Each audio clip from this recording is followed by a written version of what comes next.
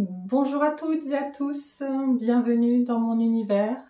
J'espère que vous allez bien. Je suis Sylvie Hérault, je suis thérapeute en soins énergétiques et je reviens vers vous aujourd'hui pour vous parler d'un sujet qui est omniprésent depuis quelques mois. Il s'agit de l'ancrage.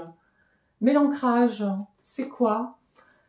En ce joli mois d'août où la météo nous incite soit à partir en vacances, à partir à la campagne, profiter un petit peu des espaces verts ou à minima des parcs qui sont près de chez nous, l'ancrage est intimement lié au fait de enlever nos chaussures, marcher pieds nus dans l'herbe, s'y asseoir, s'adosser à un arbre, se reconnecter avec l'essentiel, nos origines, la Terre, cette magnifique planète qui nous porte, qui nous nourrit et qui nous apporte toute cette énergie dont nous avons besoin au quotidien. Donc, ça peut paraître simple et en même temps, c'est un petit peu plus compliqué que ça. C'est un sujet que je voulais aborder avec vous aujourd'hui parce que beaucoup de personnes viennent à ma rencontre pour recevoir un soin énergétique en me disant d'emblée, voilà, je voudrais recevoir un soin Reiki parce que je manque d'ancrage. On m'a dit que je manquais d'ancrage. Et en fait, ça ne représente pas forcément quelque chose de très... Voilà, c'est pas très clair, mais on leur a dit que... Et cette solution de dire vos mots sont liés à un manque d'ancrage, ça me semble être une réponse un petit peu trop simple, parce qu'effectivement, l'ancrage est essentiel, vital, mais en même temps, tous nos mots ne sont pas associés à cette problématique. Et il faut vraiment comprendre comment ça fonctionne pour pouvoir aller plus loin dans la démarche de prendre soin de soi. Donc l'ancrage, c'est vraiment quelque chose de particulier, c'est quelque chose que l'on associe au fonctionnement de notre premier chakra. Donc vous connaissez peut-être les chakras, donc nous visualisons en général 7 chakras principaux qui sont alignés le long de notre colonne vertébrale. On a beaucoup d'autres chakras qui sont disséminés un petit peu partout, mais on se concentre essentiellement sur ces 7 chakras principaux en leur associant une couleur qui correspond à leur vibration. Et le chakra qui correspond à l'ancrage est le premier chakra, celui qui se trouve tout en bas de la colonne vertébrale au niveau du coccyx et que l'on représente de la couleur rouge. Donc c'est ce chakra-là dont on parle, c'est ce chakra-là qui est associé à l'ancrage. Les chakras ont tous une importance essentielle. On ne peut pas aller prendre soin d'un chakra sans prendre soin de tous les chakras, bien évidemment. Ce sont des roues énergétiques qui nous permettent de nourrir énergétiquement notre corps physique, qui nous permet de nourrir par la même occasion nos corps subtils, nos corps énergétiques. Et ce premier chakra, comme tous les autres chakras, nécessite d'être nourri, d'être alimenté, d'être énergisé, nettoyé régulièrement, puisqu'on peut y accumuler des choses qui génèrent un dysfonctionnement au niveau de ce vortex énergétique qui vient nous nourrir, et également d'être harmonisé. On ne peut pas avoir un chakra qui fonctionne énormément bien et le chakra voisin qui est tout rikiki et qui est en dysfonctionnement. Le principe, c'est d'être clairement aligné, d'avoir ces 7 chakras principaux qui soient en état de fonctionnement impeccable et tous de la même circonférence. Ils ne tournent pas forcément tous dans le même sens, mais il est essentiel que l'énergie qui circule à travers un chakra va à la rencontre du suivant avec une capacité de réception et de transmission qui soit équivalente afin que cette énergie puisse circuler librement le long de notre axe. Donc le premier chakra, celui de l'ancrage, est le chakra qui nous assure une certaine stabilité. C'est vraiment celui qui nous relie à notre essence, à notre incarnation, à notre vie. Et il y a plein de signes qui permettent de déterminer si ce chakra fonctionne correctement. Puisque ce premier chakra qui est très matériel, très terrien, va nous influer dans notre comportement quotidien, à savoir est-ce que je me sens en sécurité, est-ce que je suis stable, est-ce que je suis dynamique, est-ce que je suis pleinement ici, maintenant, dans ce moment présent, relié à moi-même, à mon existence, les pieds sur la terre, avec confiance. C'est l'ensemble de ces qualités, de ces avantages qui nous permettent de nous projeter dans l'avenir. On ne peut pas se projeter dans l'avenir si on n'est pas bien ici. On ne peut pas être perpétuellement en train de se dire vivement demain, vivement la semaine prochaine, ou si j'avais fait ceci, ou si je faisais cela. Mais tout ça, ce sont des projections. Ce sont des projections qui ne peuvent pas se réaliser si on n'est pas ici, maintenant, aujourd'hui. Donc c'est vraiment important de commencer par là. On ne peut déployer la suite que si la table est saine. De la même façon, on ne peut construire un bâtiment si les fondations ne sont pas stables. Donc la première démarche à effectuer est vraiment d'aller voir, d'aller vérifier que nos racines sont pleinement ancrées, que les fondations sont bien stables pour pouvoir ensuite construire dessus et pouvoir s'élever. Quand nous manquons d'ancrage, on devient anxieux, stressé. Comme je le disais, on est inquiet pour l'avenir, on est inquiet pour le lendemain, on a une attitude qui est un petit peu négative. On peut perdre un petit peu la notion du temps, et là, on revient à un terme qui ne me plaît pas énormément, c'est on peut vous dire vous êtes complètement perché. Alors, c'est quelque chose qui n'est pas très très joli à mon sens, qui n'est pas très représentatif, mais on ne peut pas être constamment en train de penser à la suite. Ça n'est pas possible, ça n'est pas... Vivre n'est pas là, vivre c'est être ici, maintenant. On ne peut pas avoir envie d'être ailleurs, envie d'être plus jeune, envie d'être plus vieux, on ne peut pas constamment changer d'espace-temps. On est là, on est ici, maintenant, le présent, c'est maintenant. Et si on ne pose aucune action dans ce présent, on ne peut pas influer l'avenir. Donc c'est vraiment à nous de prendre les rênes, de prendre les guides de notre incarnation et d'agir en fonction de ce qui est là, autour de nous, ici, maintenant, la situation actuelle. Et de ne pas passer son temps à ressasser ce qui aurait pu, ce qui aurait dû, et l'impact que les autres ont pu avoir, et de donner notre souveraineté au monde entier alors qu'on a seuls, nous, les rênes de notre destinée, et que c'est à nous d'agir, de prendre des décisions, d'essayer de faire bouger les lignes, et d'avoir la patience aussi, parce que ça ne se passe pas non plus comme ça en un claquement de doigts. Donc c'est vraiment une question de posture. On ne peut pas fuir notre quotidien. On est obligé d'être ici. Ce que l'on vit aujourd'hui est un petit peu quelque part le résultat de ce qu'on a fait hier. Et si on veut un lendemain différent, il faut poser des autres actions. Donc ça nous oblige à être vraiment posé, enraciné, stable. Et pour cela, il y a vraiment des choses qui sont accessibles à tout le monde.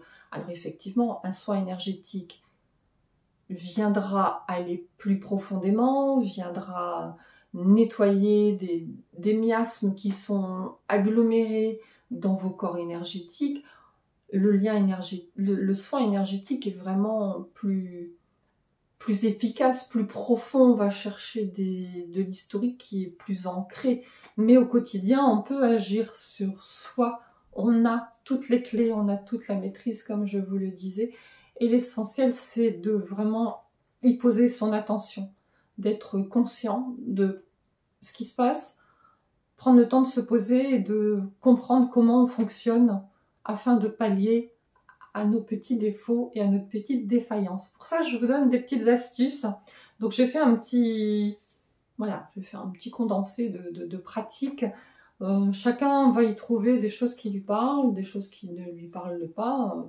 Comme je le dis dans chaque vidéo, ce que je dis n'engage que moi. Je n'ai pas la connaissance absolue. Je parle de mes propres expériences personnelles sur mon chemin et des expériences que je peux échanger avec d'autres praticiens ou avec toutes les personnes qui viennent à ma rencontre.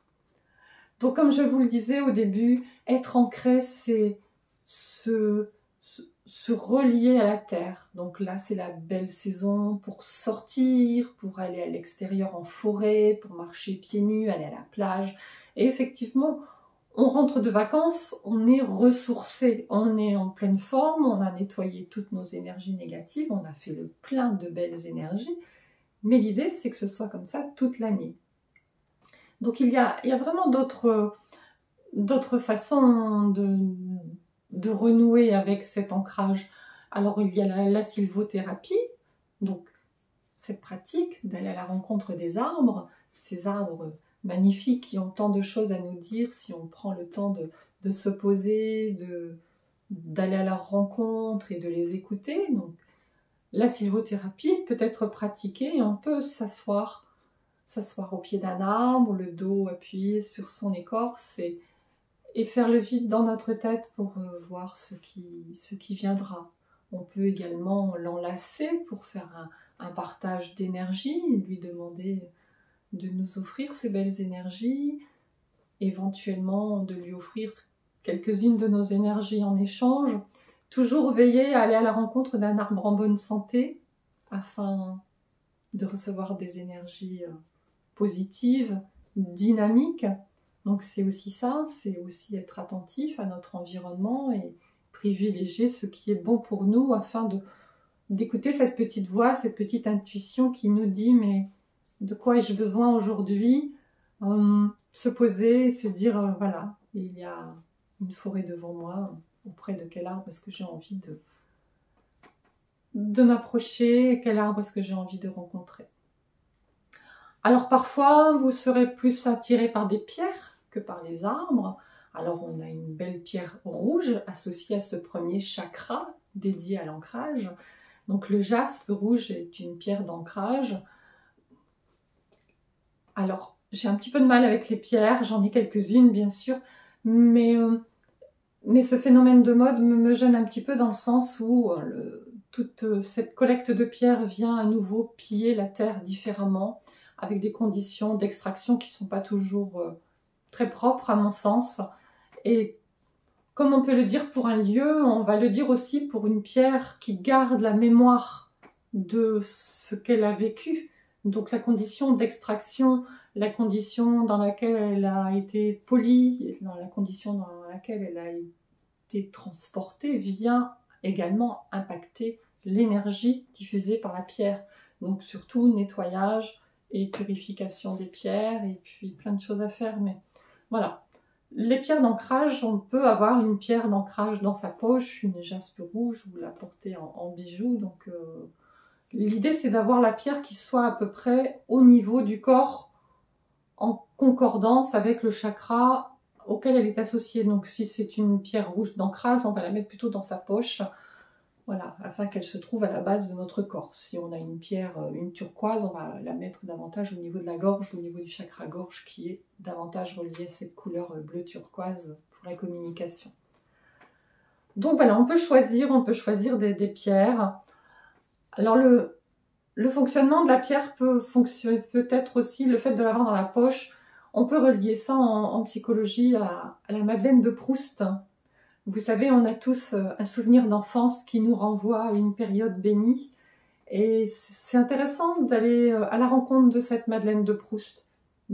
Certains vont spontanément me répondre en me disant voilà, moi c'est ça, moi c'est ça. Souvent, il y a un lien avec une grand-mère qui passait par là. Mais voilà, cette Madeleine de Proust va être un souvenir que l'on va associer à un moment de bonheur. Que ce soit une odeur, que ce soit un aliment, un dessert, un bonbon, que ce soit un parfum, quoi que ce puisse être, cette Madeleine de Proust est associée à un souvenir de plénitude, à un souvenir de bonheur. Et le fait de se souvenir de cette perception va automatiquement nous poser à un moment où on est heureux. Et cela va faciliter notre ancrage. Donc le fait d'avoir une pierre dans la poche, on peut faire le lien en se disant à chaque fois que je pose la main sur cette pierre, ça me calme, ça me pose. Et en même temps, le fait de s'arrêter et de se reconnecter à ce souvenir, à cette Madeleine de Proust viendra également aider à poser les choses.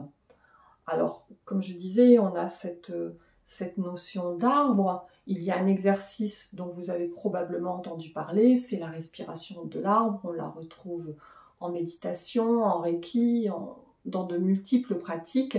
Donc, c'est d'être debout, les deux pieds bien posés dans la terre, en y mettant vraiment le poids, sentir le poids de son corps dans ses talons, d'être érigé comme un arbre et pratiquer cette respiration de l'arbre où à chaque inspiration, on visualise des racines qui s'échappent de nos pieds afin de plonger plus profondément dans la terre, et à chaque respiration, cette énergie de la terre qui remonte pour nous nourrir.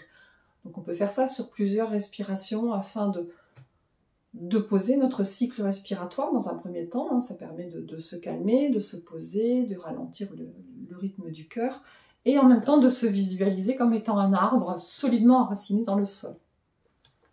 Cette technique a pour avantage que le fait de se voir pleinement enraciné dans le sol, ça nous permet ensuite de pouvoir déployer nos branches et de nous relier à l'énergie subtile, à l'énergie de la source à laquelle nous souhaitons nous connecter également. Puisque le parallèle de l'ancrage, c'est ce chakra, le 7e chakra, qui nous connecte à plus grand que nous. Pour pouvoir être pleinement dans cette reliance à plus grand que nous, il est essentiel, on ne peut pas passer à côté, il est essentiel d'avoir la même capacité de connexion au niveau de la base. Il faut que le même volume, la même qualité d'énergie entre par notre chakra racine, par notre ancrage, pour pouvoir recevoir la même quantité, qualité d'énergie stellaire, afin d'avoir cette association des deux énergies au niveau du cœur. Mais ça, je vous en parlerai probablement dans une autre vidéo. Mais voilà, l'ancrage est l'équivalence de cette connexion. C'est pour ça que quand on vous dit vous êtes perché, c'est que vous êtes constamment relié à ailleurs, plus loin et mieux, mais pas de proportion égale avec votre ancrage dans la terre. Donc, on peut se relier à tout à partir du moment où on est pleinement ancré. Pour cela, effectivement, voilà, je vous donne quelques exemples de reliance, de connexion à la terre. Il y en a d'autres, mais c'est à vous de trouver ce qui vous correspond, ce qui vous convient. J'ai participé à un atelier avec un monsieur merveilleux qui présente des ateliers sur les mudras, qui s'appelle Jaya Prakash Narayanan, et qui propose des ateliers sur les mudras. Les mudras sont des gestes des mains, des associations de contact de doigts afin d'activer certaines énergies. Et il nous a expliqué que pour se préparer à la méditation, alors tout le monde ne médite pas, mais le fait de s'asseoir et de poser son esprit, de se concentrer sur sa respiration, sur son corps, on est déjà dans cette démarche d'ancrage puisqu'on est assis par terre en contact avec la terre. Et la mudra qui vient stimuler cet ancrage est un mudra qui s'appelle Prithvi Mudra et qui nous demande d'associer le pouce et l'annulaire, de joindre le pouce, l'annulaire avec les autres doigts qui restent tendus et de poser les deux mains sur nos cuisses en associant cette mudra à la respiration, à la concentration et à la création de cette petite bulle dans laquelle on va pouvoir méditer ou tout au moins faire le vide. Et ça, c'est quelque chose que l'on peut faire aisément, faire le vide. Alors ce monsieur nous a expliqué que pour amplifier l'énergie que l'on va absorber au niveau de ce premier chakra, il fallait respirer dans nos fessiers. Alors, sur le coup, ça peut surprendre, ensuite ça fait sourire, mais en fait, comme on nous dit que l'énergie va où se pose notre attention, effectivement, lorsque l'on inspire, si l'on visualise ce flux d'air pénétrer dans nos poumons et descendre jusque dans nos fessiers, on va sentir que cette base, le bas de notre corps, va s'amplifier, va être plus, avec une énergie qui sera plus dense, une densification de ce point d'achoppement entre notre corps physique et la terre. Donc toutes les pratiques ont leur propre technique d'ancrage. Il faut les tester. On n'est pas obligé de méditer, mais il faut au moins les expérimenter pour voir si quelque chose vous convient, si quelque chose ne vous convient pas. Et parfois, même dans un cadre professionnel, pour les personnes qui sont en contact avec le public, par exemple, je pense à quelques personnes en particulier, quelqu'un qui est en contact avec le public, qui est assis derrière son guichet et qui doit recevoir des gens qui sont parfois très agréables, très souriants et parfois assez fermés, ça peut être intéressant de prendre ce temps-là quand on voit quelqu'un qui ne nous semble pas très... Pardon.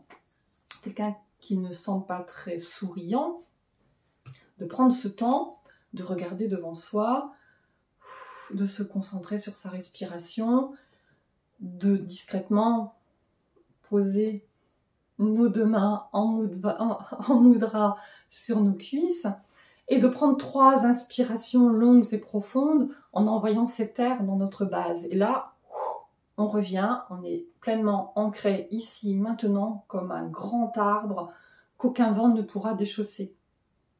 Et là, ensuite, on sera à même de garder notre calme, confiance et de répondre à ces personnes. C'est un exemple parmi tant d'autres. Chaque circonstance du quotidien va avoir sa propre problématique et va trouver sa propre solution.